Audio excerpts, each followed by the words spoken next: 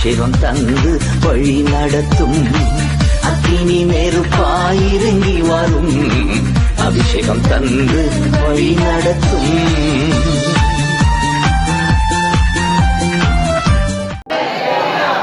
தங்க இங்க வீடு இல்லாமல் போனாலும் பரலோகத்தில் தங்கத்தாலே வீடு. தங்க இங்க வீடு என்று போனாலும் பரலோகத்தில் தங்கத்தாலே வீடு. பயமில்லையே.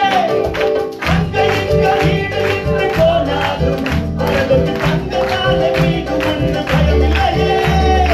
ஓட்டத்தை ஜெயமாக முடித்திடுவேன். ஓட்டத்தை ஜெயமாக முடித்திடுவேன். என் நோக்கம் பரலோகம் பரலோகமே. என் நோக்கம் பரலோகம் பரலோகமே. தங்க இங்க வீடு என்று போனாலும் பரலோகத்தில் தங்கத்தாலே வீடு உண்டு. பயமில்லையே. தங்க இங்க வீடு என்று போனாலும் பரலோகத்தில் தங்கத்தாலே வீடு உண்டு. பயமில்லையே. ஓட்டத்தை ஜெயமாக முடித்திடுவேன். ஓட்டத்தை ஜெயமாக முடித்திடுவேன். என் நோக்கம் பரலோகம் பரலோகமே. என் நோக்கம் பரலோகம் பரலோகமே. அப்பாலே போ. அப்பாலே போ சாத்தானே. அப்பாலே போ. உன் ஆயுதங்கள் ஒன்று நீங்கு பலிக்காதே. இயேசுவின் இரத்தத்தாலே கழுவப்பட்டேன். எனக்கு பயமில்லை உலகத்திலே. எனக்கு பயமில்லை உலகத்திலே. ஹalleluya. ஹalleluya. 24 வீடு மாத்திரம் பெங்களூர் வந்து. ஏன்னா அந்த பரம்பரை புத்தி. 24 வீடு மாத்திரம். பைசாவும் இல்ல ஒண்ணு இல்ல. எம்ஏ முடிச்சாச்சு. பைபிள் காலேஜ் எம்டியூ முடிச்சாச்சு. இன்னும் படிச்சுக்கிட்டே இருக்க. சீக்கிரமா நம்ம முடிக்கணும். அதனால கதையை சுருக்கிடலாம். ஆனா இன்னைக்கு வாடகை வீட்டுல இருக்கேன்னு சொல்லி கஷ்டப்பட்டீங்கன்னா வருத்தப்பட்டீங்கன்னா ஒண்ணு மாத்திரம் ஞாபகம் வச்சுக்கிறீங்க. ஆமென்.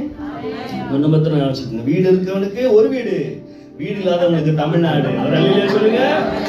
ஆனா உங்களுக்கு ஆண்டவர் சொல்றாரு, நிச்சயமாக ஒரு நாள் கூட நீங்க வீடு இல்லாம இருக்க மாட்டீங்க. ஹalleluya. ஹalleluya. ஆனா ஒரு நாள் நான் ரோட்ல படுத்து கிடந்தேன். ஊழியம் பண்ணி எல்லாம் ட்ரை பண்ணி ஒண்ணுமே ஒர்க் அவுட் ஆகல. ஊழியமே ஒர்க் அவுட் ஆகல. திறமைய வச்சு ஊழியம் பண்ண நினைக்கிறவங்க எல்லாமே ஃபெயிலியர் மாடல்.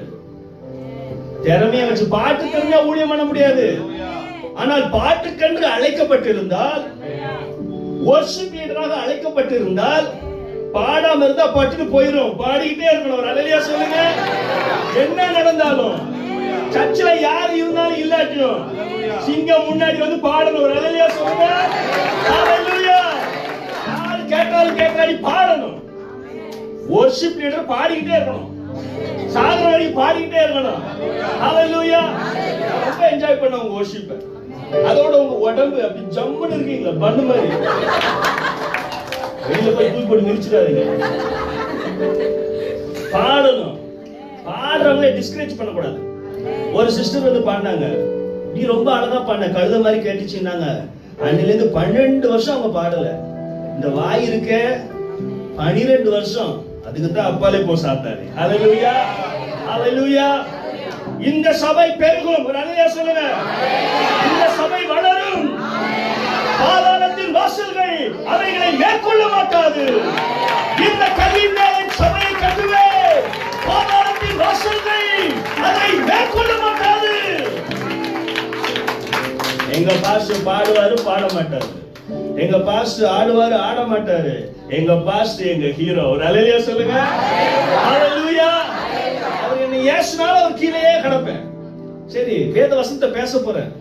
எப்பண்டா பைபிள புரட்டலான்னு சிலர் உட்கார்ந்து இருக்காங்க, போட்டி போட்டு வாசிக்குது. ரைட்.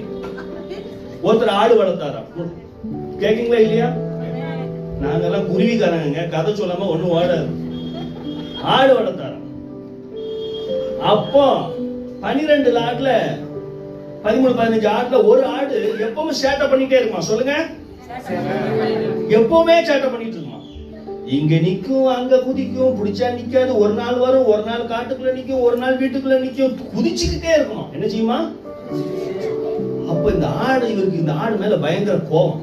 அந்த ஆட்டை மாத்திரம் கட்டி போட்டு இழுத்து பார்த்தாரு கொஞ்ச நாள், ஒத்து வரல. திரும்ப அந்த ஆடு கயிறாத்துட்டு போய் அங்க இங்க போய் விழுமா. இவருக்குன்னா ரொம்ப டென்ஷன். எல்லா ஆடையும் மேட்ச் ஆச்சு, கிட்டத்தட்ட ஒரு ஆடை மேட்ச முடியலையே, உருப்படியா இருக்க மாட்டேங்குன்னு சொல்லிட்டு ரொம்ப வருத்தப்படும் பொழுது ஒரு நாள் பார்த்தா இந்த ஆட்டை காணும். அவர் அப்படின்னு தேடி தேடி பாக்குறேன், என்னடா இந்த ஆட்டை காணுங்க. பார்த்தா இது மரத்து மேல ஏறி மலை மேல ஏறி அதால பாதனத்துல நொங்குடு தொம்முன்னு விழுந்து கை காலம் உடங்கி மடங்கி கிடக்குதான். அப்ப அந்த ஆடு அவரை பார்க்கு, இவர் தூரத்துல இருந்து பார்க்காரு. அந்த ஆடு இவர் மூஞ்ச பார்த்து சொல்லுது, நான் பாருப்பா உனக்கு இது வேணும்னே பார்க்காம பாரு அவன் அப்படின்னு சொல்லி பாரு. அப்போ இவரு அந்த ஆட்டை பார்த்தோன்னு உனக்கு சொன்னா கேட்க மாட்டேன் அப்படின்னு சொல்லி கம்பை எடுத்தாரு. அப்ப எடுத்துட்டாயா கம்பை எடுத்துட்டாயா, இப்ப அடின்னு அடிக்க போறான். அதே மாதிரி கம்பை தூக்கிட்டு வந்தாரா. கம்பை தூக்கிட்டு வந்து மண்டையில நொங்கு நொங்கு நொங்கு நொங்குன்னு அடிச்சாரு. அடிச்சோன்னு ஆட்டுக்கு வேதனை. என்ன மாத்திரம் நேசிக்கவே மாட்டான் அந்த ஆளு. நல்லா அடிச்சுட்டு அந்த ஆட்டை அந்த முள்ளுல இருந்து வெளியில இழுத்தாராம். கேக்கீங்களா இல்லையா? வீட்டுக்கு போயிட்டீங்களா? இங்கே இருப்பாங்க, அல்லையா போட்டு எங்கேயா போயிட்டு வராங்கப்பா, ஏமாத்துறாங்க. அப்புறம் இழுத்து கூட்டு வந்த நாட்டை இழுத்து என்ன பண்ணாராம், அதை தரத்துல இழுத்து அப்பா அது சொல்லிச்சான், இவன் இன்னைக்கு என்ன கொண்டுருவான், இவன் கையில மாட்டு இருக்கிற வேற யாருக்கையா மாட்டிருக்கலாமே அப்படின்னு அந்த ஆடு சொல்லிச்சான். இழுத்துட்டு வந்து நிறைய எண்ணெய் எடுத்து மருந்து எடுத்து காலில் கட்டி தலையில கட்டி எல்லாம் கட்டி அந்த ஆட்டை தூக்கி தோல்ல வச்சான். ஒரு நாள் வச்சாரான். அந்த ஆடு பாச்சான், இவன் நம்மள இதோட கட்டி வைக்கலாம்னு பார்க்காம போல இருக்கு அப்படின்னு நினைச்சான். 2 நாள் வச்சாராம், 3 நாள் வச்சாரு. 3ஆவது நாள்ல அந்த ஆட்டுக்கு ஒரு யோசனை வச்சான், என்னதான் அடின்னு அடிச்சாலும் என்னையா என்ன இப்படி சுமக்கிறான் அந்த ஆடு, எங்க இருந்து அவனுக்கு இந்த பாசம் வந்துச்சு. அப்ப அந்த ஆடு சொல்லிச்சான், நான் எவ்வளவு தப்பு பண்ணாலும் எங்க போனாலும் நான் நம்பி வரக்கூடிய ஒரே ஆள் இவன் தான். ஹல்லேலூயா சொல்லுங்க. ஹல்லேலூயா ஹல்லேலூயா. ஒரு இமை பொழுது உன்னை கைவிட்டேன், ஆனால் உன்னை. ஹல்லேலூயா. ரைட். இப்பொழுது நாம் வேத பாடத்துக்குள்ளாக போலாம். இப்படி கதை சொல்லிட்டு இருந்தா நீங்க சிரிச்சுக்கிட்டே போயிருவீங்க, சோள பொரி மாதிரி. கடைசியில ஒண்ணுமே மனசுல இருக்காது. ஆமென். ரைட். நீங்கள் எல்லாரும் 40 கிலோ 30 கிலோ 25 கிலோ, சில பேர் 110 125 ஏறிக்கிட்டே போகுது, இறங்கிக்கிட்டே போகுது. நம்முடைய உடம்பு என்ன சொன்னாங்க ஐயா, வீட்டு வாடகை மாதிரி. ரைட். இப்போ உங்களுக்கு போன் இருக்கு. போன் இருக்கா இல்லையா? இந்த போன் எல்லாமே மண்ணுதான். போன் எல்லாமே மண்ணுதான். இந்த போன் வந்து calcium and mix of something else, so we called stone. அது ஒரு கல் என்று கூட நாம அழைக்கலாம். இந்த போனுக்கு மேல இருக்கிறதெல்லாம் சதை. என்னது? நரம்பு, வயர், வேற ஒண்ணுல கேபிள் கனெக்ஷன். இந்த வயர் எல்லாம் இருக்கு. மூளை, நிறைய வாட்டர். அது போக என்ன இருக்கு உடம்புல? சதைகள், எலும்பு, ரத்தம், நாளங்கள் எல்லாம் இருக்கிறது. இவையெல்லாம் சேர்த்து பார்க்கும் பொழுது இந்த பூமியில இந்த உடம்பில அதிகமா இருப்பது தண்ணீர். அதே போல இந்த பூமியிலே அதிகமா இருப்பது என்ன? உங்களுடைய சரீரம் ஒரு நாள் மரிக்கும் பொழுது, அதை மண்ணிலே புதைக்கும் பொழுது அது மண்ணோடு மண்ணாக மக்கி போகிறது. அப்படி என்றால் இந்த காலவேளையிலே நீங்கள் உங்களை மண்ணுக்கு ஒப்பிட்டு நினைத்துக் கொள்ள வேண்டும். மனுஷனுடைய சரீரம் கல், மண், நீர் இவைகளை கொண்டு உருவாக்கப்பட்டிருக்கிறது என்பது நமக்கு தெரியும். அதே போல இந்த பூமியும் அதிகமான மண்களினாலும் நீரினாலும் உருவாக்கப்பட்டிருக்கிறது. பூமிக்கும் உங்களுக்கும் எந்த வித்தியாசமும் இல்லை. எனவே இது மனுஷ சரீரம் பூமிக்கு ஒப்பாய் இருக்கிறது. இவ்வளவு நேரம் கதை கேட்டோம். இப்ப நம்ம லைட்டா பாடத்துக்குள்ள போறோம். எங்க போறோம்? அதனால நீங்க ஆமென்லாம் சொல்ல வேண்டாம். நான் கொஸ்டின் கேட்போம், பதில் சொல்லுங்க. கேப்பீங்களா? ரைட். மனுஷன் பூமிக்கு ஒப்பாய் இருக்கிறான். சொல்லுங்க. அப்பொழுது அப்படி என்றால் உங்கள் சரீரத்திலே 70% 60% மேலாக தண்ணீர், நீர் இருக்கிறது. என்ன இருக்கிறது? நீர் இருக்கிறது. இந்த பூமியை கர்த்தர் உருவாக்கும் பொழுது ஆதியாகமம் 1ஆம் அதிகாரம் 2வது வசனத்திலே இப்படி சொன்னார், பூமியானது ஒழுங்கின்மையும் வெறுமையும் ஆழத்தின் மேல் தேவ ஆவியானவர். இந்த வசனத்திலிருந்து நாம் ஆரம்பிக்க போகிறோம். நீங்கள் யார்? நீங்கள் யார்? மனிதர்கள். நீங்கள் யாருக்கு ஒப்பிடையாக இருக்கிறீர்கள்? உங்களுடைய சரீரம் யாருக்கு ஒப்பினையாக இருக்கிறது? மண்ணுக்கு ஒப்பினையாக இருக்கிறது. நீங்க எவ்வளவுதான் பெரிய ஆட்களா இருந்தாலும் நீங்க மண்ணுதான். ஒரு நாள் உங்களை புதைக்க போகிறார். இதெல்லாம் உண்மை. புரிஞ்சா தம்பி? நீங்க ஆடுற ஆட்டம் எல்லாம் கொஞ்சம் கம்மி பண்ணிட்டு எல்லாரும் தாழ்மையா ஏசப்பா பார்த்து சொல்லலாம், ஆண்டவரே நான் மண் என்று உணர்கிறேன். சொல்லுங்க, எல்லாரும் சொல்லுங்க, நான் மண் என்று உணர்கிறேன். ரைட். இந்த மண்ணை குறித்து ஆதியாகமத்திலே 2வது வசனத்திலே தேவன் சொல்லுகிறார், பூமியே அது யார்? அது யார்? நான் சொல்லுங்க, உங்க பேரை சொல்லி சொல்லுங்க. இப்போ அந்த பூமியை பார்த்து ஆண்டவர் சொல்றாரு, ஒழுங்கின்மையும் வெறுமையுமாயிருந்தது. அருமையான சகோதரி சகோதரியே, அண்ணா அக்கா தம்பி தங்கச்சி, நம்முடைய வாழ்க்கையிலே நாம் சில நேரம் நாம் வெறுமையை உணர்கிறோம். வெறுமையை உணர்றவங்களா ஒரு கையோசுங்க பார்க்கலாம். எப்ப வெறுமையை உணர்றீங்கன்னா, ஒண்ணுமே உங்க சரீரத்துல என்ன இல்லையே, என்னால emptiness. Sometimes we feel emptiness because we are created with and from soil. அப்போ நம்முடைய வெறுமை உணர்வு, இந்த சரீரம் வெறுமையை உணர்வு. இது எல்லாமே நார்மல் தான். இது எல்லாமே ஒரு வெறுமை உணர்வு. 2வது, நம்முடைய சரீரம் நமக்கு கீழ்ப்படியா. சில நேரம் நம்முடைய சரீரத்துல ஒழுங்கின்மையை நாம் பார்க்கிறோம். என்ன பார்க்கிறோம்? ஒழுங்கின்மை. எப்படின்னா நம்ம சரீரம் நம்ம கூட ஒத்து வராது. அது பூமி, அது உலகத்தினுடைய மண்ணினாலே உருவாக்கப்பட்டதுனாலே அது ஒழுங்கின்மைக்கு ஒத்து வருவதில்லை.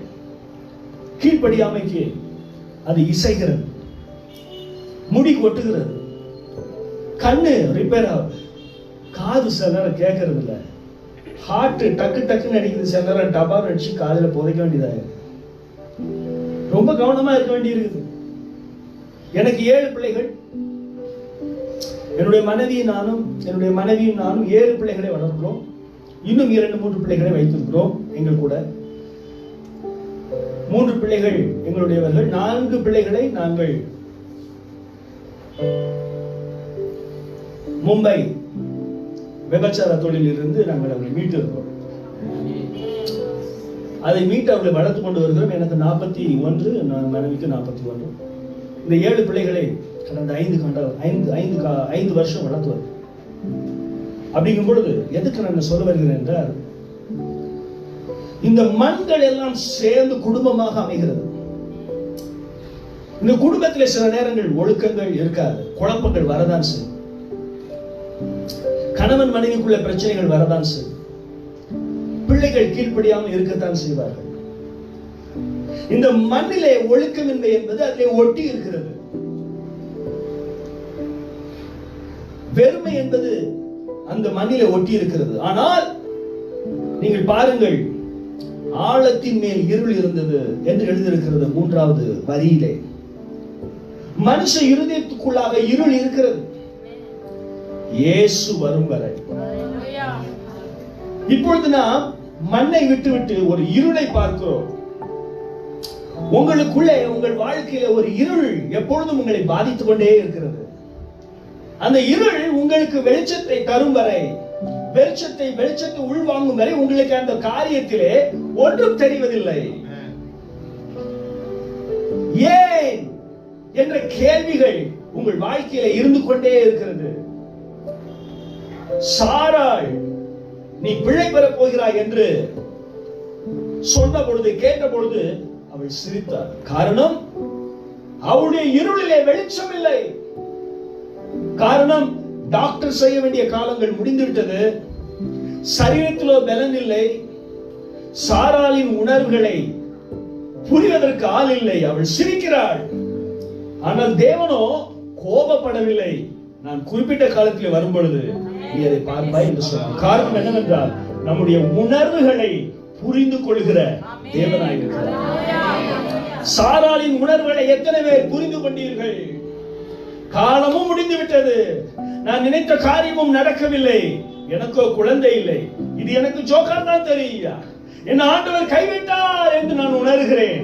ஆனால் ஆண்டவர் உங்களை புரிந்து கொண்டு உங்களுக்கு அற்புதம் செய்ய உண்மை உள்ளவராய் இருக்கிறார். இந்த சரீரத்திலே ஒழுக்கமின்மை வளரும் பொழுது, இந்த சரீரத்திலே வெறுமை வளரும் பொழுது பயப்படாதிருங்கள். அந்த சரீரத்திலே இருள் வரும் பொழுது தேவன் உங்கள் வாழ்க்கையில ஒரு வெளிச்சத்தை கொடுக்க காத்திருங்கள். ஒரு அல்லேலூயா சொல்லுங்கள். அப்படி என்றால் ஒழுக்கம் இல்லாத பிள்ளைகளை நேசியுங்கள். ஏய் சேட்டை பண்றேன், மூஞ்சில முடிக்காத, வீட்டை விட்டு போ அப்படின்னா போயிட்டானே நீங்க தான் போலீஸ் ஸ்டேஷன் போய் தேடணும். ஆட்டோ பிடிச்சி தேடுறாரு ஒருத்தர். ஒரு நாளைக்கு 500 ரூபாய். ஆட்டோக்காரனுக்கு கொண்டாட்டம். இவர் பின்னாடி உட்காந்துட்டு, என் பிள்ளைய பாத்தீங்களா, என் மகளை பாத்தீங்களா? ஓடி போக கூடாது. பிள்ளைங்க கேளுங்க, நடந்தே போ, கண்டிப்பா உனக்கு கல்யாணம் நடக்கும். ஓடி போய் முடிக்கணும். நீ என்ன பிடி உஷாவா? ஓடிதான் போக வேண்டாம். தெளிவா சொல்லு. அவன் நல்லா இருந்தா கட்டு, இல்ல வெட்டு. அல்லேலூயா. சர்ச்சுக்கு வெளியில நண்பர்கள் தான், புருஷன் பொண்டாட்டி கிடையாது. யாரையும் போய் கல்யாணம் முடிக்கிறது கல்யாணம் கிடையாது. அப்படி முடிச்சா ரொம்ப லேட் ஆயிரும். இவருக்கு ரொம்ப அடிபட்டு இருப்பாரோ? ஆமா, பிஞ்சு போயிட்டேன், நொந்து போய் தான் சொல்லிட்டு இருக்கேன். நல்ல சந்தோஷம். இந்த சர்ச்சில் என்ன பார்த்து சிரிக்கிற மாதிரி யாருமே நல்ல மகிழ்ச்சியான சபை. அதனால தவறான பிள்ளைங்க எல்லாம் ஒழுக்கமா இல்லைன்னா இன்னைக்கு நிறைய பேர் பிள்ளைங்களை அடிக்கிறதே இல்லை. நல்ல வாயில இட்லி சாப்பிடு, ஸ்கூலுக்கு போறியா தங்கம், வீட்டுல இரு, அம்மா கூட இரு, மொபைல பாரு, சாப்பிடு, தின்னு தின்னு தின்னு. அவன் இட்லி மாதிரியே வளர்ந்துருக்கான். எங்க பிள்ளைங்களை அடிக்கிறதே இல்ல. அப்பா அடிக்க கம்பு போல. இந்த ஆபிரகாம் வந்து ஈசாக்க வெட்டாத அந்த கடைசி மினிட் மாதிரி இப்படி இவர் பண்ணிட்டு இருக்காங்க. என்னைக்கு கீழ்படிய போறான். அம்மா அவர் கோவப்படுறாராம் அப்படிங்கிறாரு. ஆனா பொண்டாட்டிக்கு சறுக்கு சறுக்கு சறுக்குன்னு கை போகுது. பொண்டாட்டி அடிக்கிற புருஷர்களே, உங்களுக்காக நாங்க ஒரு நல்ல ஒரு பேனல் ரெடி பண்ணி தரோம். சோஃபாலாம் பெஞ்செல்லாம் போட்டு தயவு செய்து வந்து அங்க சண்டை போடும்படியாக கேட்டுக்கோங்க. வீட்டுக்குள்ள ஒரே ரூம்ல பொண்டாட்டி அடிக்கிறவர்கள் எல்லாருக்கும் கிரவுண்ட்ல நாங்க ரிங்கு போடுறோம். நீங்க உண்மையான ஆம்பளையா இருந்தா அங்க வந்து அடி. பொண்டாட்டி புருஷனை அடிக்கிற அவார்டு வின்னிங் பெண்களே, உங்களை வெளியே கொண்டு வராமல் உள்ளே வைத்து கர்த்தர் உங்களை காப்பாற்றுவார். ஏன்னா நீங்க வெளியில கொண்டு வந்தாலும் புருஷன் தான் அடிப்பீங்க. அதனால உள்ளே வச்சு அன்னைக்கு ஒருத்தர் கண்டுபிடிச்சிட்டேன். நம்ம ஆனந்தபுரம் சில ஸ்லம்ல பொண்டாட்டி அடிக்கிறார், ரோட்ல வச்சு அடிக்கிறார். சுருமா சொல்லிடுறேன், கவனிக்கிறீங்களா இல்லையா?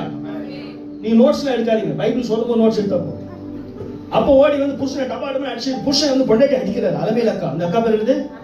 அப்ப நான் ஓடி போனேன், அக்கா ஐயோ சர்ச்சைக்கு வர அலமையில அக்காவை ஏன் சார் அடிக்கிறீங்க? உடனே அடிக்காதீங்க கூட்டு போய் அந்த அக்காவை காப்பாத்தி, அந்த ஆக்சிடென்ட்ல அவங்களை காப்பாத்தி கூட்டு போய் வீட்டுக்குள்ள சேர்த்தாச்சு. அவர் ஆடிக்கிட்டே போறேன்.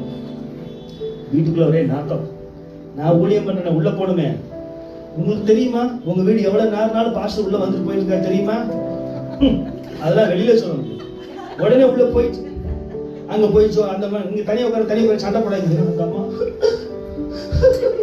இருமா கொஞ்சம் இருமா, என்னம்மா பிரச்சனை? எப்ப மாத்திரம் அடிச்சுட்டே இருக்காரு, ரோட்ல வச்சு அடிக்க. சரி உடனே இவரு ஏப்பா பாஸ்டர் பாப்பா, ஏன்னா நம்ம தான் பொடிசா இருக்கமே, எவனாலும் எப்படி கூப்பிடுவோம். ரூம்குள்ள போட்டா, ரூம்குள்ள போய் டாப்பா போட்டா உள்ள போட்டு வந்தேன். ஏப்பா அவ என்ன அடிக்கன்னு சொல்றல, இந்த சட்டை கட்டு. இந்த ராமர் அடியில் மேல 3 கோடு போட்டாரு. நீங்க என்ன படிக்காதாளா? 3 கோடு போட்டு அந்த அம்மா கரெக்டா இங்க இருந்து இங்க வரைக்கும் ராமர் அணில் கோடு போட்ட மாதிரி கரெக்டா. அந்த ஃபீலிங் எப்படி இருந்துக்கும் பாருங்க.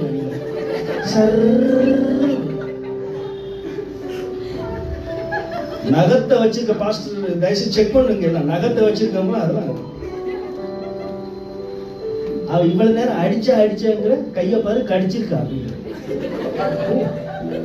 அப்பா இது ஜெர்மன் ஷெப்பர்டோட மோசம். இதுக்கு நீங்க கண்டிப்பா இன்ஜெக்ஷன் போட்டாங்க. ஆமா தம்பி, உங்களுக்கு தான் என்ன பத்தி புரியுது. ஆமா புரியுது. பையன் ஒழுக்கமா இல்லைன்னா திருத்தணும். 8-9 வயசுக்குள்ள திருத்தணும். எனவே இன்றைக்கு சிறு பிள்ளைகளுக்கு எல்லாம் ஒரு குட் நியூஸ். உங்க அப்பாவுக்கு நல்ல ஒரு பெரம்பு ஸ்டிக் வாங்கி கொடுக்க போறேன். அது எப்பொழுது வீட்டுல தொங்கும். அந்த ஸ்டிக் மேல அப்பா எழுதணும் ஃபாதர்ஸ் லவ் அப்படின்னு எழுதி தொங்க போட்டுப்பாரு. ஸ்கூலுக்கு ஒழுங்கா போனா 2 கையை பிடிப்பாரு. என்னது பிடிப்பாரு? 2 கையை அப்படி பிடிப்பாரு. ஒத்த கைக்கு பிடிச்சிட்டு பின்னாடி 6 அடிக்கிற மாதிரி டகர டகர டகர டகர்னு அடிப்பாரு. நீ அதை அடி வாங்கிட்டு சுத்தி சுத்தி வந்து சொல்லணும் ஐ லவ் யூ அப்பா, ஐ லவ் யூ அப்பான்னு சுத்தி சுத்தி. அப்படி வளர்த்தாதான் நாளைக்கு நீ நல்லா இருப்ப. கடையில ரொம்ப நாளா தொங்குற பண்ணு, ரோட்ல ரொம்ப நேரம் நிக்கிற பொண்ணு உருப்பிட்டு தான் சரித்திரமே கிடையாது. பையங்கெல்லாம் சிரிக்கிறல, ஃப்ளவர் வாடி போயிரும், ஃபிகர் ஓடி போயிரும். ஒழுங்கின்மையா இருக்கிறது. அப்படி என்றால் இருள் இருக்கிறது. அப்போ இருளிலே இருக்கிற மனுஷனுக்கு ஒரு வெளிச்சம் தேவைப்படுகிறது. அதை எழுதியிருக்கிறது, ஆவியானவர் ஜலத்தின் மேல் அசைவாடி கொண்டிருந்தார்.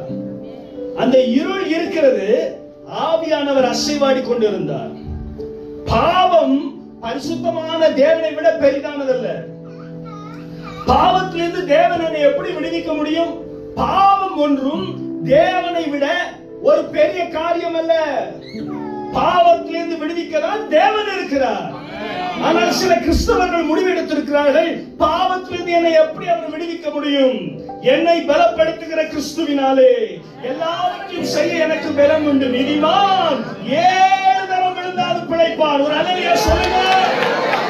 உன்னதமானவரின் மறைவில் இருக்கிறவன் சர்வ வல்லவரின் நிலையை தங்குவான். நான் கர்த்தரை நோக்கி நீர் நினைக்கிறவன் கோட்டை என் தேவன் நான் நம்பியிருக்கிறேன் என்று சொல்வேன். அவர் உன்னை வேறுனை கண்டிக்கும், பாலாக்கும், கொள்ளனைக்கும், மத்தியானத்தில் பாலாக்கும் சங்காரத்திலும் பயப்படாதிருப்பாய். ஒரு பக்கத்தில் 1000 பேர், உன் வலதுபுறத்தில் 10,000 பேர் விழுந்தாலும் நீ பயப்படாதிருப்பாய். உன் பக்கத்தில் வலதுபுறத்தில் அவன் என்னை நோக்கி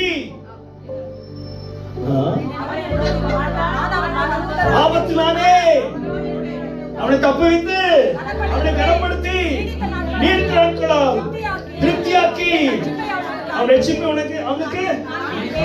எங்க அம்மா இதை சொல்ல சொல்ல வைப்பாங்க. இந்த பூரா நைட் சொல்லணும், ஃபுல்லா மெமரி கரெக்டா சங்கீதம் 91 நைட் சொல்லிட்டு படுக்கணும். அதுக்கு தான் நான் சொன்னேன். ட்ரை பண்ணி பார்த்தேன். எங்க அம்மா தான் மண்டையில கொட்டுவாங்க. அருமையான சகோதரி சகோதரி, இருளை நீக்க ஒரு வெளிச்சம் வர வேண்டும் என்றால் ஆவியானவருடைய அசைவு உலகத்தில் இருக்கிறது. பாவம் எவ்வளவு பெருகினாலும் உலகத்திலே ஆவியானவருடைய அசைவு இருந்து கொண்டுதான் இருக்கிறது. அந்த அசைவு என்ன பண்ணுகிறது என்றால் தேவனுடைய வார்த்தையை கொண்டு வருகிறது. தேவன் வெளிச்சம் உண்டாக கடவுது என்றார். எல்லாரும் சொல்லுங்க, தேவன் வெளிச்சம் உண்டாக கடவுது என்றால். இதுதான் இன்னைக்கு முக்கியமான பாடம். இதை குறித்து நான் கொஸ்டின் கேட்க போறேன். ஒன்று, நீங்கள் யார்? பூமிக்கு ஒப்பாயிருக்கிறீர்கள். நீங்கள் யார்? மண்ணுக்கு ஒப்பாயிருக்கிறீர்கள். மனிதர்கள் தம்முடைய வாழ்க்கையிலே வெறுமையும் ஒழுக்கமின்மையும் உணர்கிறார்கள். அது நார்மல் தான். இரண்டாவதாக, மனிதனுடைய இருதயத்திலே இருள் இருக்கிறது. அந்த இருள் நீங்குவதற்காக ஆவியானவர் எப்பொழுதும் அசைவாடி கொண்டிருக்கிறார். அப்பொழுது வார்த்தை வெளிப்படுகிறது. என்ன வெளிப்படுகிறது? வெளிச்சம் உண்டாகிறது. கவனிக்க வேண்டும். Business people, please listen to me. There is something extraordinary is happening here, because when there is a light, your business will be better. When there is light, your family life will be better. When there is light, you will have the answer. எப்படி என்றால், ஒரு வெளிச்சம் உதிக்கும் பொழுது மனுஷனுக்கு அந்த இருளை குறித்த பயம் நீங்கி விடுகிறது. அருமையான சகோதரே சகோதரியே, மேக்ஸ்ல வீக், சயின்ஸ்ல வீக், கோபம் வருது, கொழுப்பு பிரச்சனை, சண்டை எல்லாம் வருதுனாலும் இன்றைக்கு ஒரு வெளிச்சம் உதிக்க போகிறது. அந்த வெளிச்சம் என்ன? உங்களை விடுவிக்கிற வெளிச்சம். அல்லேலூயா சொல்லுங்க. ஹல்லேலூயா. நீ ஆசீர்வாதமா இருப்ப, நீங்க நல்லா இருப்பீங்க சொல்லும் போது சந்தோஷம் நிறைய வரும். ஆனா ஒரு ஆன்சர் வரணும்னா அங்க வெளிச்சம் வரணும். ஒரு இடத்துல இருக்க பொருள் தெரியும்னா அங்க என்ன அடிக்கணும்? லைட்டா போடணும். ஹல்லேலூயா. லைட்ல இருக்க வந்தாங்க உண்மையான கிறிஸ்தவர். ஹல்லேலூயா சொல்லுங்க. யாராவது ஒரு பொண்ணு யாராவது ஒரு பையன் தனியா சுத்துறானா கவனமா இருக்கும். எல்லாம் கூட்டமத்துல தான் இருக்கும், சர்ச்சுக்குள்ள தான் இருக்கணும். சரியா? நான் தனியா போய் மரத்துக்குள்ள இருப்பேன், எனக்கு யாருமே வேணாம், கைவீசம் சுத்துறவங்க எல்லாம் கூட போவாது. தனியா சுத்துறது இல்லைங்க, சபையோட இருக்கணும். ஹல்லேலூயா சொல்லுங்க. ஹல்லேலூயா. அப்பொழுது வெளிச்சம் உதித்தது.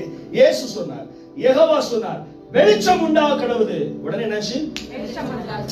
எந்த ஒரு காரியத்திற்கும் ஆரம்பம் வெளிச்சமா இருக்கிறது. எழுதுறவர்கள் எழுதி கொள்ளலாம். எந்த ஒரு காரியத்திற்கும் கிறிஸ்தவ வாழ்க்கையிலே வெளிச்சம் அவசியப்படுகிறது. வெளிச்சம் என்றால் ஒரு ஞானம், வெளிச்சம் என்றால் ஒரு வெளிப்பாடு.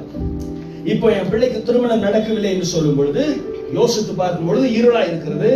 ஆனால் குறிப்பிட்ட நேரத்திலே கர்த்தர் ஒரு வெளிச்சத்தை கொடுக்கிறார். இந்த பையன், இந்த குடும்பம். ஆனா அது போராட்டம் வரும். போராட்டம் அதிகமா இருந்தா தாங்க ஊழியம். ஒரு அல்லேலூயா சொல்லுங்க. கையை தட்டி ஒரு அல்லேலூயா சொல்லுங்க. போராட்டம் இருக்கணும். அதே மாதிரி உடைக்கப்பட்ட மனுஷனை கர்த்தர் உபயோகப்படுத்த முடியும். ஒரு அல்லேலூயா சொல்லுங்க. ஹல்லேலூயா. இஞ்சி நொந்து அடிபட்டவங்க தாங்க ஒரு அல்லேலூயா போட முடியும். சும்மா ஹல்லேலூயா கூட ஓட்டு எடுக்கிறது. ஹலோ ஹலோ ஹலோ ஹலோ ஓட்டு போடுங்க அவன் செத்த போறோம், காணாம போயிடுவான். ஆனா இன்றைக்கு கிறிஸ்தவ வாழ்க்கை எப்படி தெரியுமா? ஒவ்வொரு நாளும் கரும்புச்சாறு மிஷினுக்குள்ள கரும்பை விட்டு எடுக்காம பாத்துருக்கீங்களா? எப்படி ஸ்வீட்டா வருது. ஹல்லேலூயா. உங்களை இஞ்சி வச்சு லெமன் வச்சு அரைச்சி அரைச்சி அரைச்சி உங்களை அப்படி வார்த்து கொடுக்கிறார். ஹல்லேலூயா சொல்லுங்க. ஹல்லேலூயா.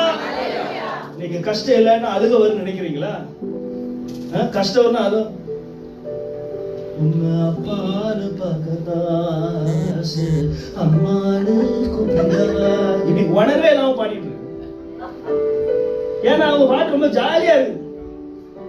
ஒருத்த உடைக்கப்படணும்னா சுத்தி 4 முள்ளு இருக்கணும். நல்லதா சொல்லுங்க. அவன் அப்படி குத்தி குத்தி வளரும் பொழுது இந்த பொண்ணு அப்படி வேகும் பொழுது அப்படி சூடுபட்டு வரும்பொழுது டக்குன்னு ராஜாவோட கரத்துல போயிடும். நல்ல சொல்லுங்க. அதனாலதான் நம்ம பிள்ளைகளை நம்ம என்ன செய்யணும்? செதுக்கணும். நம்முடைய குடும்பத்துடைய தலைவன் யார்? அப்ப உங்களை எதுக்குறாங்க கல்யாணம் முடிச்சு விட்டோம்? புருஷன் தலைவன். அப்ப புருஷன் உட்கார்ந்து அந்த தலைவன் வந்து கேட்டு குடும்ப ஜபத்தை நடத்தணும். தினமும் வீட்டுல மீட்டிங் வைக்கணும். எஸ் எவ்ரிபடி கம் ஹியர் அப்படி சொல்லணும். அப்ப குடும்பம் எல்லாரும் வரணும். உங்க வீட்டுல நடக்காயா? கண்டிப்பா நடக்கு. வாங்க 8:30 மணிக்கு வாங்க. வந்து உட்கார். எல்லா பிள்ளைங்களும் வந்து உட்கார். முடி ஒரு மாதிரி இருக்கு, சுனாமியில் அடிபட்ட மாதிரி தலையை சீட்டுவா. நீ என்னமா இப்படி இருக்க? மூக்கு பூரா அழுக்கா இருக்கு, மூஞ்சின அழுக்கா இருக்கு. ஒன்ன கட்டி இருக்கிறனா சுத்தமாவா? நீங்க என்ன வேட்டி ஒழுங்கா போட்டு சுத்தமா வீடு சுத்தமா இருக்கும். ரைட். அப்பா பிள்ளைங்க எல்லாம் நேரம் கிச்சனுக்கு போங்க. சின்ன வீடுனால கிச்சனுக்கு போங்க. சின்ன வீடு தப்பா புரிஞ்சிட கூடாது. சின்ன வீடு தான் சொல்றேன். அப்ப எல்லாரும் ஒண்ணு போல போயிட்டு அங்க போய் கிச்சனை பார்க்கணும். அங்க கிச்சன்ல இது என்ன சாம்பார் சட்டி குப்புற கிடக்கு, இது என்ன லைட் ஆன் இருக்கு. அன்னைக்கு ஒரு அம்மா சமையல் பண்றாங்க. எப்படி திரும்ப சமையல் பண்றாங்க? நான் ரொம்ப சமையல் பண்ணேன். பின்னாடி ஒரு வேலைக்காரி, அந்த உப்பு பாட்டில் எடுங்க, அந்த கரண்டி எடுங்க, பின்னாடி பீச்சிய ஃப்ரிட்ஜை தரங்க, சமையல் பண்றாங்க. பின்னாடி முன்னாடி சைடுல ஒன்ன கூட எடுக்கல கையில சமையல் பண்றாங்க. சமையல் இன்றைக்கு அப்படிதான் இருக்கு. அப்போ அப்பா என்ன செய்யணும்? பிள்ளைங்களை கூட்டு போட்டு அவர் தான் அந்த வீட்டோட ராஜா. நீங்க எங்க இருக்கீங்களா? இங்கேயே பார்த்து பேசுங்க, நீங்க தப்பா எடுத்துக்கூடாது. அப்ப நீங்க என்ன செய்யணும்? அப்படி ஃபேமிலியை கூட்டு போகணும். இந்த பார் லைட் எத்தனை நாள் இப்படி இருக்கு, யாருமே மாத்தலையா? என்ன செய்யணும்? பிள்ளைங்கிட்ட உன் புக்கை காமி, நோட்டு புக்கை காமி, எல்லாம் செக் பண்ணணும். அப்போ நீ ராஜா மாதிரி, நீங்க எல்லாம் ராஜா மாதிரி உட்காரணும். அப்போ மனைவிய முன்னாடி அவளையும் தூக்கி ஸ்டூடெண்ட் லிஸ்ட்ல போட்டக்கூடாது, பக்கத்துல உட்கார வைக்கணும். இங்க வாமா செல்லம் உட்காருமா, நீ கோவப்பட்டாலும் குரங்கு மாதிரி இருந்தாலும் ஏன் போட்டு மனைவி பேசக்கூடாது. இப்ப நான் ராஜா பேசணும். ஏய் பிள்ளைங்க 3 பிள்ளைங்க 2 பிள்ளைங்களா, ஒரே பிள்ளையா இருந்தா டார்ச்சர் பண்ணாங்க, மடியில வச்சுக்கலாம். ரைட். பேசணும். குடும்பம் எப்படி போகுது, ஃபைனான்ஸ் எங்க போகுது, எவ்வளவு நேரம் டிவி டைம், எவ்வளவு நேரம் மொபைல் டைம், எவ்வளவு நேரம் மொபைல் டைமை செட் பண்ண போறோம் சர்ச்சில். ஒரு அல்லேலூயா சொல்லுங்க. ஐயா சொல்லுவாங்க. ஆனா எங்க வீட்டுல 3 o'clock to 4:30 அதுக்கு மேல மொபைல் எடுக்கணும்னா படிப்பு இருக்கணும். இந்த நேம் ஆஃப் ஸ்டடீஸ் சும்மா நோண்டி பார்த்தா உருப்படாம போயிருவீங்க. அதனால நாங்க செக் பண்ணுவோம். அப்பா அம்மா எல்லாரும் மொபைல் பாஸ்வேர்டு ஒண்ணு தான், எல்லாருக்குமே இண்டு மார்க் ஏதாவது பண்ணி வைக்கல, சிலுவை போட்டு வைங்க. பக்கத்து வீட்டுக்காரன் ஓபன் பண்ணாத அளவுக்கு கவனமா வைங்க. Right, correct. அப்போ வீட்டுடைய ராஜாவாக இருக்க வேண்டும். அதுதான் வெளிச்சம். குடும்பத்துல வெளிச்சம் இருக்கிறது என்றால் அவங்க எல்லாம் கூடி ஜெபிக்கணும், அப்பா லீடர்ஷிப் கொடுக்கணும், அம்மா கரெக்டா கண்டிக்கணும். காலையில எந்திக்க முடியாத ரத்தப்போக்கு பிரச்சனை இருந்தா புருஷன் புரிந்து கொள்ள வேண்டும். இது ஸ்டிக்ஸ் நான் மிலிட்டரி நடத்தல. அப்ப குடும்பத்தை அப்படி அழகா நடத்தும் பொழுது அந்த குடும்பம் அப்படியே செதுக்க என்ன ஆகும்? ஒரு அல்லேலூயா சொல்லுங்க. அப்போ மனைவி ட்ரெஸ் போடும்போது, புருஷன் ட்ரெஸ் போடும்போது, பிள்ளைங்க ட்ரெஸ் போடும்போது அப்பா வந்து பார்க்கணும். எஸ்தர் ராஜாத்திய பார்த்த மாதிரி அப்படி வெளியில வந்து அவரை பார்க்கணும். இந்த ட்ரெஸ் உனக்கு நன்றா இருக்கிறது, அழகா இருக்கு, உனக்கு எதுக்கு ஜீன்ஸ் பேண்ட் வயிறுலாம் தெரியுது, மூடு, நீ மாத்திட்டு வா, நீ சரி பண்ண முடிச்சு. அதே மாதிரி அப்பாவும் ட்ரெஸ் போட்டுருக்கோம். இவர் தாடி வளர்த்த தேவதாஸ் மாதிரி அப்படியே சுத்திட்டு இருந்தா வெளிச்சம் இல்ல. ஒரு அல்லேலூயா சொல்லுங்க. குடிகாரன் மாறிவிட்டான், சபைக்கு வந்த குடிகாரன் மாறிவிட்டான். காரணம் வெளிச்சம். போதகர் மூலமாக தேவன் பேசி வேலை கிடைக்கிறது, வெளிச்சம். இன்றைக்கு நம்முடைய சபையிலே ஒரு பெரிய வெளிச்சம் உதிக்க போயிரு. ஒரு அல்லேலூயா சொல்லுங்க. ஹalleluya, ஹalleluya. ஒரு வார்த்தை சொல்லும் கர்த்தாவே. ஆமென். நம்முடைய சபையில ஒரு வெளிச்சம் உதிக்க வேண்டும். ஹalleluya. அப்பொழுது தேவன் வெளிச்சம் உதிக்க வேண்டும், உண்டாகிறது என்று சொன்ன உடனே வெளிச்சம் உண்டாயிற்று. என்ன உண்டாயிற்று? வெளிச்சம் உண்டாயிற்று. வெட்கப்பட மாட்டீங்க. உங்களுக்கு வெளிப்பட்ட வெளிச்சத்திலே போய்கொண்டே இருங்க. யார் உங்களை கைவிட்டாலும், கர்த்தர் உபயோகப்படுத்தின சொல்லி உலகத்தின் ஸ்டாண்டர்ட்ல இருந்தாலும், காலை இருந்தாலும் இல்லாட்டியும், நான் இயேசுவின் பின்னே போகிறேன். உலகம் என் பின்னே, சிலுவை என் முன்னே. உலகம் என் பின்னே, சிலுவை என் முன்னே. உலகம் என் பின்னே, சிலுவை என் முன்னே. பின்னோக்கி நான், பின்னோக்கி நான். சொல்லாமா? இயேசுவின் பின்னே போக, இயேசுவின் பின்னே போக துணிந்தே. இயேசுவின் பின்னே போக துணிந்தே. பின்னோக்கி நான், உலகத்தின் பின்னே, சிலுவையின் முன்னே. உலகமென் பின்னே, சிலுவையின் முன்னே. உலகமென் பின்னே, சிலுவையின் முன்னே. பின்னோக்கி நான்.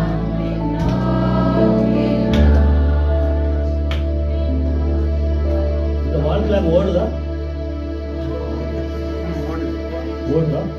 எத்தனை மணிக்கு முடிக்கணும் ஐயா? 10 minutes. கரெக்ட். 1912 திடீர்னு உடம்புல ஆட ஆரம்பிச்சு, ஒண்ணு கிடைக்கல, ஊழியத்துல சக்சஸ் கிடையாது. தங்குறதுலாம் ரோடு, எங்கேயாவது வேலை பார்த்து கிட்டார் சொல்லி கொடுத்து அப்படி இப்படிமா பிச்சைக்கார மாதிரி சுத்திட்டு போது டாக்டர் போய் பார்க்க போனா உனக்கு தைராய்டு. நான் நல்ல ஸ்போர்ட்ஸ்மேன், எனக்கு தைராய்டு வந்த உடனே அப்படி நொந்து போய் அப்படிமா இந்த நாராயண விருதாலி ஆஸ்பத்திரிக்குள்ள அப்படி நடந்து போறேன். 1995 எனக்கு கர்நாடகான்னு ஒரு விருப்பம் வந்து 2001 பைபிள் காலேஜ் படிக்க வந்து 50 ரூபா ஸ்டார்ட் பண்ணி, வீடு இல்லாமல் நாய்படாதப்பட்டு கஷ்டப்பட்டு வேன் கிளீனராக வேலை பார்த்து ரோட்ல தூங்கி கஷ்டப்பட்டு இருந்துட்டு வேலை இல்லாமல் ஒன்று செட்டில் ஆகுது. ஃபெயிலியர் மேலே ஃபெயிலியர். அந்த 1912 தைராய்டு வந்து கை காலம் ஆட ஆரம்பிக்குது. எனக்கு பயம், கேன்சர் ஆகுது. அப்போ டாக்டர் போய் பார்க்குறேன். அப்போல்லோ ஹாஸ்பிட்டல் பார்க்கும்போது அவர் சொல்கிறார், நாக்கை பார்த்து உனக்கு எதனாலும் இருக்கலாமா அப்படின்ட்டு. எனக்கு அது ஒரு பயம். என் வாழ்க்கையில் பெரிய அடி, குழப்பம், ஒன்றும் முடியல. அப்போ நாராயண விருதாலி ஆஸ்பத்திரியை நோக்கி நான் ஒத்தையில என் பணத்தை 300 ரூபாய் 400 ரூபாய் வச்சுட்டு அப்படி போகிறேன். நான் 2500 ரூபா அந்த ரிப்போர்ட் எடுக்கிறதா ரெடி பண்ணிட்டு அப்படி நடந்து போகிறேன். அங்கே எழுதியிருக்கிறான், health is lost, everything is lost. அவன் கரெக்டாக தான் சொல்கிறான். ஏன்னா வந்து ஹெல்த் ரொம்ப முக்கியம், ரொம்ப ரொம்ப முக்கியம். ஒரேடியாக ஜெயிச்சுட்டு கூடாது. இன்னைக்கு உள்ள ப்ராஜெக்ட் எனக்கு ரொம்ப பிடிச்சிருக்குது. I really appreciate that project. Hopefully it will work. அப்போ நான் அப்படி போகிறேன். போகும்போது அப்படி வந்து போகும்போது அங்கே போய் உட்கார்ந்துருக்கிறேன். எனக்கு எல்லா செக்கப்பும் பண்றாங்க, எனக்கு நான் உயிரே போச்சு. அப்ப என் பக்கத்துல ஒரு பெரிய செல்வந்தர் உட்கார்ந்து இருந்தாரு. நீ எதுக்குப்பா வந்திருக்க? ஐயா எல்லா செக்கப்பும் பண்ணுவோம். தமிழ் தெரியுமா? தமிழ் மாலும் நெய்யே. ஏன்பா நீ மாலும் நெய்யே மாலும், நானே நொந்து போ. அப்புறம் அவங்க அந்த ஆளும் செக் பண்ண போறாரு, இவன் செக் பண்ண போறாரு. போட்டு கண்ணீரோ ஜெயசப்பா ஒரு வாழ்க்கை கொடுங்க சுவாமி, ஒரே ஒரு வாழ்க்கை கொடுங்கப்பா சொல்லி. அப்போ இந்த ஆள் உள்ள போறாரு. அவருக்கு 2 பேர் பணக்காரங்க, சூட்கேஸ். உள்ள போய் செக் பண்ணிட்டு அவர் ரிப்போர்ட்டை வாங்கிட்டு வர்றாரு. சின்ன மாதிரி போறாரு. வெளியில வரும்போது அப்படி ஆடி அப்படி திணறி போய் வர்றாரு. அவர் பதற, பணம் பொருள் கூட இந்த செக்யூரிட்டி எல்லாரும் எல்லாமே மாயையா அவருக்கு தெரிய ஆரம்பிக்குது. திரும்ப ஓடி டாய்லெட்டு போறது. எப்ப ஆண்டவர் அப்படி சொல்லி முழங்கால் போட்டு சொன்னேன். எப்போ பிரச்சனைனாலும், ஏர்போர்ட்லனாலும் சரி, எங்கனாலும் சரி, நான் டாய்லெட்ல போய் முழங்கால் போட்டு ஜோம்பேன். டக்குன்னு முழங்கால் போட்டு அழுது ஜோம்பிட்டு டாக்டர் போய் பார்த்தேன்.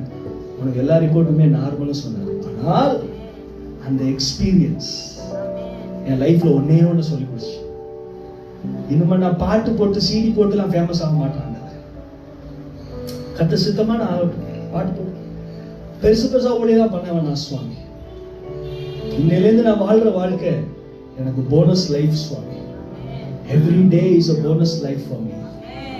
I tried everything by my talents, my abilities, but எல்லாம் குப்பை. அப்ப அந்த பண்டித ராமாவை எழுதின ஒண்ணு இருக்குது. நிறைய ஊழியக்காரங்களுக்கு உதவி பண்ணியிருக்காங்க, அவங்களுக்கெல்லாம் நான் நன்றி சொல்றேன். ஆனா அந்த பண்டித ராமாவை எழுதின அந்த இது, life which is totally committed to God has nothing to fear, nothing to lose and nothing to regret. தேவனுக்காக அர்ப்பணிக்கப்பட்ட வாழ்க்கையிலே பயப்படுவதற்கென்று ஒன்றுமில்லை, இழந்து போவதற்கென்று ஒன்றுமில்லை, நாம் பழையவைகளை குறித்து வருத்தப்படுவதற்கென்று ஒன்றுமில்லை. முன்னாடி போ. அப்ப சொன்ன ஆண்டவரே எனக்கு எல்லா நாளும் போனஸ் டே கொடுங்க சுவாமி, இனிமே நான் உருப்படியா உமக்காக வாழ்ற சுவாமி சொல்லிட்டு எல்லா குப்பையில தூக்கி போட்டுட்டு திரும்பவும் ஸ்டார்ட் பண்ணேன். ஹல்லேலூயா. அதுக்கப்புறம் கொஞ்சம் கொஞ்சமா கஷ்டப்பட்டு இதே பெங்களூர்ல 30 இன்டர்வியூ போயிருக்கேன் வேலைக்கு. ஃபர்ஸ்ட் ரவுண்ட் எல்லா இன்டர்வியூ ஓகே தான் சொல்லுவான். செகண்ட் இன்டர்வியூ ஒரு மாதிரி பார்ப்பான். 3வது ரவுண்ட்ல உனக்கு இங்கிலீஷ் சரியில்லைப்பா. 4வது ரவுண்ட்ல பேப்பர் எடுத்து வாசிக்க சொல்லுவான். நான் தமிழ் மீடியம் எங்க வாசிப்பேன்? நான் இந்த ஃபாரின் துறை போடுறது இல்ல ஆங்கிலோ இந்தியனா ஒன்றும் வராது, வெளியே போட்டுருவான். கடைசியில் கஷ்டப்பட்டு வேலை செய்வேன். 6000 ரூபாய், 4000 ரூபாய், 2000 ரூபாய், 3000 கஷ்டம். ஆனால் கர்த்தர் என்னை கைவிடவில்லை. ஒரு அல்லேலூயா சொல்லுங்க. ஹல்லேலூயா. அருமையான தேவனுடைய பிள்ளைகளே, இதை எதுக்கு நான் சொல்ல வரேன்னா, வெளிச்சம் வரும் வரை காத்திருக்க. ஒரு அல்லேலூயா சொல்லுங்க. அந்த வெளிச்சம் உதிக்கும் பொழுது நடக்கிற 2 காரியத்தை சொல்லி நான் முடிக்கிறேன். ஒன்று, தேவன் வெளிச்சம் நல்லது என்று கண்டார். இவ்வளவு நாள் இருளிலே வாழ்ந்து கொண்டிருந்த அந்த மனிதன் திடீரென்று வெளிச்சம் நல்லது என்று சொல்லக்கூடிய ஒரு காலம் வரும். அந்த இறைவனுடைய அந்த உணர்வு உங்கள் சரீரத்துக்குள்ளாக வந்து சொல்லுங்க. இப்ப சொல்லுங்க, இப்படியா நான் பாவம் செஞ்சுட்டு இருந்தேன், இப்படி அழுக்கான வாழ்க்கைய நான் வாழ்ந்தேன், ஐயோ இந்த அழுக்கான பின்னாடி சுத்தினேன், இந்த ஒரு கெட்ட பழக்கத்துக்கான அடிமையா இருந்தேன் அப்படின்னு ஒரு வெளிச்சம் உண்டாகும். வெளிச்சம் நல்லது என்று காணக்கூடிய அறிவு. எல்லாரும் சொல்லுங்கள், வெளிச்சம் நல்லது என்று. இரண்டாவதாக, தேவன் வெளிச்சத்தையும் இருளையும் வெவ்வேறாக. அப்போ அந்த வெளிச்சத்தை பெற்ற அந்த நபர்கள் என்ன செய்ய முடியும்? வெளிச்சத்தையும் இருளையும் பிரிக்கக்கூடிய அனுபவம். இப்போ ஒருத்தர் சபைக்குள்ள வராருன்னா அவர் எப்படி இருள இருக்கிறாரு, அவர் எப்படி வெளிச்சத்துல இருக்கிறாரு, இது நல்ல பிசினஸ், இது நல்ல பிசினஸ் இல்ல, இதுல பைசா போட்டா போயிரும், அதுல பைசா போட்டா இருக்கும், இவங்களை கட்டலாம், இவங்களை கட்டக்கூடாது, இந்த ஃபேமிலி வேணும், இந்த ஃபேமிலி வேண்டாம், இந்த பாட்டை நம்ம இப்பொழுது பாடலாம், இந்த விதமாக மெசேஜ் கொடுக்கலாம், இந்த இடத்துல சபையில உட்காரலாம், எல்லாமே பிரிக்கக்கூடிய ஒரு ஞானம். இல்லையா சொல்லுங்க. அதை விட்டு போட்டு நம்ம இருளையே விருப்பப்படணும். அப்போ இருள் நல்லது அல்ல என்று பிறக்கிற அந்த வெளிச்சம் ரட்சிப்பின் முதலாவது அனுபவம். ரட்சிப்பின் இரண்டாவது வளர்ச்சி இருளையும் வெளிச்சத்தையும் பிரிப்பது. இருளையும் வெளிச்சத்தையும், வெளிச்சத்தை நேசிப்பது, இருளையும் வெளிச்சத்தையும் பிரிப்பது. மூன்றாவதாக, தேவன் வெளிச்சத்திற்கு என்ன பெயரிட்டார்? இருளுக்கு என்ன பெயரிட்டார்? அப்படி என்றால் வெளிச்சத்தையும் இருளையும் கண்டுபிடித்து அவைகளை பேரிடும் அவைகளை பெயர் சொல்லி அழைக்கும் மகத்துவமான அறிவு. ஒரு அல்லேலூயா சொல்லுங்க. இன்னைக்கு ஞானி யார் தெரியுமா? வெளிச்சத்திலே வாழ்கிறவர்கள். இன்றைக்கு ஞானி யார்? வெளிச்சத்தையும் இருளையும் பிரிப்பவர்கள். இன்றைக்கு விஞ்ஞானி யார்? இவன் இப்படி அவ இப்படின்னு சொல்லிக்கூடிய ஞானத்தை தேவ ஆவியினாலே பெற்றுக் கொள்கிறவர்கள். சங்கீதம் 65 முடிக்க போறேன். எல்லாரும் திருப்பணும். ஏன்னா இது கிளைமேக்ஸ் சீன். இதுல யாரும் மிஸ் பண்ணிட்டீங்கன்னா உங்களுக்கு ஒண்ணுமே புரியாது. 65:9 தேவரீர் பூமியை விசாரித்து அதற்கு நீர் பாய்ச்சுகிறீர். ஒன்று, நீங்கள் யார்? நீங்கள் பூமியா இருக்கிறீர்கள். உங்கள் சரீரம் மண்ணா இருக்கிறது. இப்பொழுது வெளிச்சத்தை பெற்ற உங்களுக்கு ஆண்டவர் ஒரு கேர்டேக்கர். ஆண்டவர் உங்களுக்கு என்ன செய்றாரு? உங்களோட கேர்டேக்கர் யார் பிரதர்? ஆண்டவர். உங்களை ஃபுல்லா கேர் பண்றவர் யாரு? ஆண்டவர்.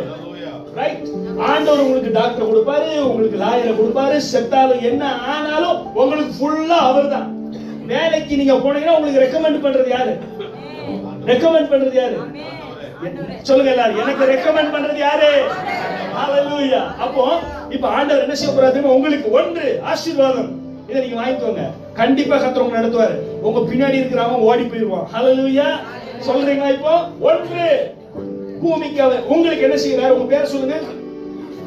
ஐயோ உங்க பேரை சொல்லுங்க. ஐயோ பூமிக்கு ஒன்று அவர் நீர் பாய்ச்சுகிறார். சொல்லுங்க அப்போ I have enough blessing. I have enough blessing. ஹalleluya. நீர் பாய்ச்சுகிறார். உங்களுக்கு பாத்துக்கீங்களா? வயக்காடு போய் பாத்துக்கீங்களா? அந்த வயக்காடு அப்படி திறந்து விட்டா அப்படி நீர் அப்படி சல்லன்னு அடிக்கும். குற்றாலத்துல போய் குளிச்சிருக்கீங்களா? அப்படியே பொது உழும். கடல் அலையில மாட்டிருக்கீங்களா? அப்படி ஃபுல் வாட்டர். உங்க வீட்டுல குளிக்கிற மாதிரி ஒரு பக்கெட்ல குளிச்சிருக்கல. இது எப்படின்னா அந்த பக்கெட்ல ஸ்விம் பண்ணலாம். அப்படியே நீர் பாய்ச்சுகிறார். இரண்டாவது உங்களுக்கு என்ன செய்யறாரு தெரியுமா? தண்ணீர் நிறைந்த முதல்ல அதுக்கு முன்னாடி விசாரித்து என்ன செய்யறாரு? நீர் பாய்ச்சுகிறார். அடுத்து தேவ நதியினால். சொல்லுங்க எல்லாரும். அப்படி தண்ணியை ஊத்தி உங்களை அப்படி செய்யறாரு. ஒரு செடி மாதிரி அழகா வளர்க்கிறார். இப்ப நீங்க இமேஜின் பண்ணி பாருங்க. உங்க மேல ஒரு ஃப்ளவர் வளர்ந்துருக்கு. ஒரு அல்லேலூயா சொல்லுங்க. நல்ல செழிப்பா இருக்கீங்க. காஞ்சி போன மரம் கிடையாது. நீங்க யாரு? செழிப்பான மரம் வளருது. அடுத்து என்ன செய்கிறார் அவர்? இப்படி அதை திருத்தி என்ன செய்யறார்? சிலவைகளை கட்டி சரி பண்ணி உங்களை திருத்தி உங்களில என்னத்தை விளைய வைக்கிறார்? இப்ப எல்லாரும் சொல்லுங்க. I'm going to see a result. I'm going to see a ஒரு நல்ல காரியத்தை நான் பார்க்க போறேன். ஹalleluya. இப்ப என்ன வளர்க்கிறது யாரு? என் தோட்டக்காரர் யாரு? என்ன விசாரிக்கிறவர் யாரு? என் மேல நீர் பாய்ச்சுகிறவர் யாரு? என்ன திருத்துகிறவர் யாரு? இப்ப என் மேல தேவநதியை ஊற்றுகிறவர் யாரு? அப்ப என்ன செய்யறார்? தானியத்தை விளைய பண்ணுகிறார். அதன் வரப்புகள் தானியத்தால் அதன் படைச்சாலுக்கு தண்ணீர் இறைத்து மலைகளால் கரைய பண்ணி பயிரை ஆசீர்வதிக்கிறார். அப்போ ஒரு புது வருஷத்தினால் உங்களை நிரப்புகிறார். அருமையான தேவனுடைய ஜனமே, சும்மா விடுறது இல்லைங்க ஆண்டவர். ஆண்டவர் உங்களை தத்தெடுத்துட்டா, அவர் ரத்தம் கொடுத்து உங்களை தத்தெடுத்துட்டா, நீங்க அதே மாதிரி உணர்ந்தா, அவர் என் சொந்த அப்பா, நான் அவருடைய சொந்த பிள்ளை, எனக்கு என்ன ஆனாலும் அவர் தான் சொல்லி நீங்க உணர்ந்துட்டீங்கன்னா உங்களை முழுவதுமாய் அவர் பிடித்து நடத்துவார். இயேசுதான் எனக்கு எல்லாம். இயேசுதான் என் சொந்த அப்பா. இயேசு என்னுடைய வீடு, இயேசு என்னுடைய வேலை, இயேசு என்னுடைய குடும்பம், இயேசு எனக்கு எல்லாம் என்று சொல்கிறவர்கள் கரங்களை உயர்த்தி ஒரு பெரிய அல்லேலூயா சொல்லுங்க. இயேசு இந்த சபையை கட்ட போகிறார். இயேசு நம்முடைய சபையை எழுப்ப போகிறார். உங்களுடைய வாழ்க்கையில இருந்த நஷ்டங்களை கர்த்தர் மாற்ற போகிறார். இந்த நஷ்டங்கள் லாபமாய் மாறும். உங்கள் வியாதிகளை குணப்படுத்துவார். வீடு கட்டி கொடுப்பார். பிள்ளைகளை வளர்த்து கொடுப்பார். எல்லாரும் ஒரு சின்ன ஜெபம் பண்ண போறோம். நான் இயேசுவால பிடிக்கப்பட்டவன், அவர் இரத்தத்தாலே கழுவப்பட்டவன். எல்லாம் சொல்லுங்க. நான் இயேசுவால ஒரு ஷபரதியா இரத்தத்தாலே கழுவப்பட்டவன். எனக்கென்று எதுவும் இல்லை, இப்பூமி சொந்தம் இல்லை. சொல்லுவோம். எனக்கென்று எதுவும் இல்லை, இப்பூமி இயேசு இயேசு இயேசு எல்லாம் இயேசு இயேசு இயேசு இயேசுவால பிடிக்கப்பட்டவன் அவர் ரத்தத்தாலே கழுவப்பட்டவன் நான் இயேசுவால பிடிக்கப்பட்டவன் ரத்தத்தாலே கழுவப்பட்டவன்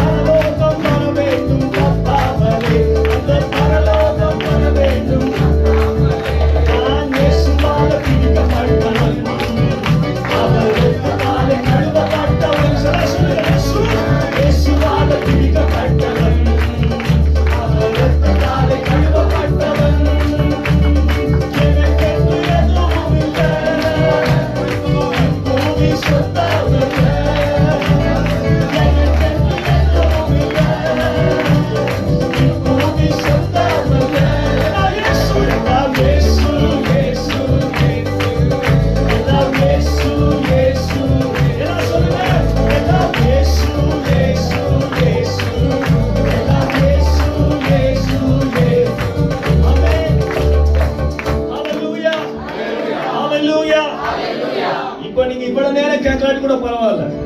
இப்ப நான் சொல்றதை திரும்ப சொல்லுங்க. ஹல்லேலூயா. எல்லாரும் திரும்ப சொல்லுங்க.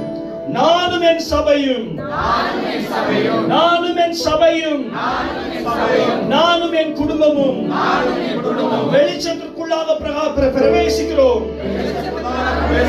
வெளிச்சத்திற்குள்ளாக பிரவேசிக்கிறோம். என் கண்களிலே தெரியல இருள் பலனற்று போனது. என் சரீரத்திலே இருள் இருந்த பொழுது இப்பொழுது நான் கேட்கிறபடினாலே மரத்திலிருந்து ஒரு வெளிச்சம் உதிக்கிறது. எல்லாம் கவனிங்க. என்ன பாருங்க, பவுல் ரொம்ப ஞானிதான். பவுல் நிறைய படிச்சிருந்தார். பவுலுக்கு ஞானம் இருந்துச்சு. ஆனா தவறான வழியில அவர் வேகமாய் போய்கொண்டிருந்தார். ஒரு நாள் அந்த பவுல் தான் போய்கொண்டிருக்கும் பொழுது, குதிரையிலே போய்கொண்டிருக்கும் பொழுது, அவர் போற வழி சரியான வழி என்று போய்கொண்டிருக்கும் பொழுது, அந்த வைராக்கியமான ஒரு ஜூடாயிசத்தினுடைய தலைவர் போய்கொண்டிருக்கும் பொழுது திடீரென ஒரு வெளிச்சம் உதித்தது. திடீரென ஒரு வெளிச்சம் உதித்தது. அந்த வெளிச்சம் உதித்த பொழுது அவன் சொன்னது, நான் என்ன செய்ய சித்தமாக இருக்கிறேன். அந்த ஒரு வார்த்தைங்க அவனுடைய வாழ்க்கையை மாற்றினது. என்னை சுற்றி இருள் இருக்கிறது. நான் போகிற வழி சரி என்று தோன்றினாலும் காலங்கள் கடந்து போவதற்கு முன்பதாக தவறான பாதையிலே ஓடிக்கொண்டிருக்கிற சகோதரனே சகோதரியே, நீங்கள் செய்வதுதான் ஞானம் என்று நீங்கள் யோசித்துக் கொண்டிருக்கும் பொழுது இங்கு பரத்திலிருந்து ஒரு ஞானம் இறங்கி வந்து கொண்டிருக்கிறது. அது இயேசுவுடைய ஞானம். நீங்கள் தோற்று போகக்கூடிய ஞானம் அல்ல. இனி உடைய காலம் வீணாய் போவதில்லை. இனி உடைய காலம் வீணாய் போவதில்லை. Your days are going to be counted.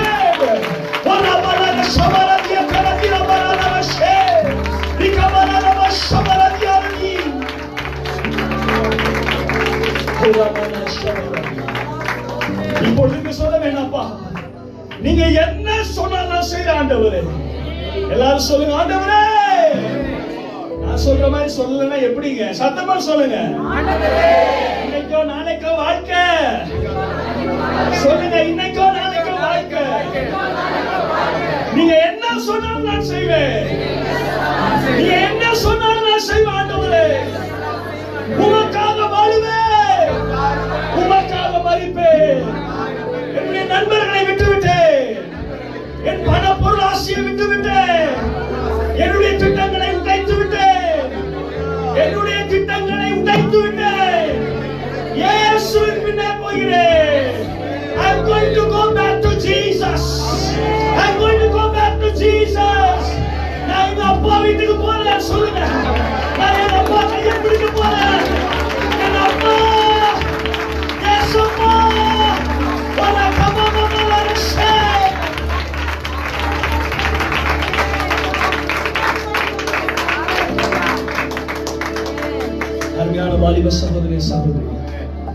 இயேசுக்காக வாங்க. சபையில டாய்லெட் கிளீன் பண்ணுங்க, டைபிஸ மாட்டுங்க, சபையில பெயிண்ட் அடிங்க, கால்ல உளுந்து சில தாழ்மையா இருங்க, உங்க திறமையெல்லாம் குப்பையில போடுங்க. ஏசப்பா பின்னாடி போங்கப்பா. உலகம் உங்களை கேவலமா பார்க்கட்டும், எல்லாரும் சிரிக்கட்டும். தாவீது சொன்னார், என் முதுகிலே அநேகர் ஏறி போனார்கள், குத்தினார்கள், எல்லாரும் என்ன குப்பையாக நினைக்கட்டும். ஆனா ஒண்ணு மாத்திரம் ஒன்று, பரலோகத்தில் ஒரு கண் உங்களை பார்த்து கொண்டிருக்கிறது. நீங்கள் குப்பையில கிடந்தாலும் வைரம், நீங்கள் குப்பையில கிடந்தாலும் வைரம். ஏசப்பா, எல்லாரும் சொல்லுங்க, ஏசப்பா.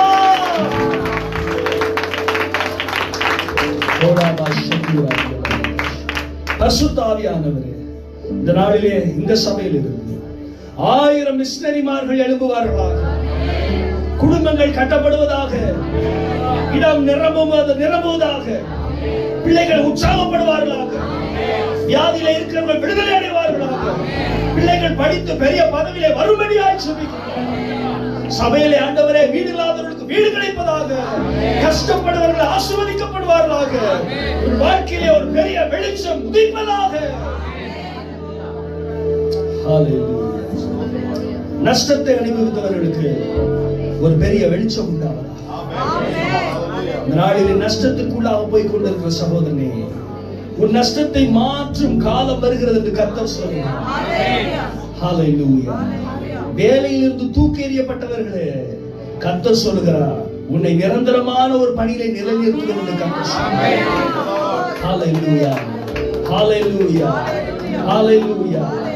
சபையே, நீ உபவாசத்தை பெருக பண்ணு என்று கர்த்தர் சொல்கிறார். உபவாசத்தை பெருக பண்ணு. உபவாச கூட்டங்கள் பெருகுவதாக. சபைக்கு விரோதமாய் செயல்படுகிற சத்துருவின் கிரியைகளை இயேசுவின் நாமத்திலே முறியடிக்கிறோம்.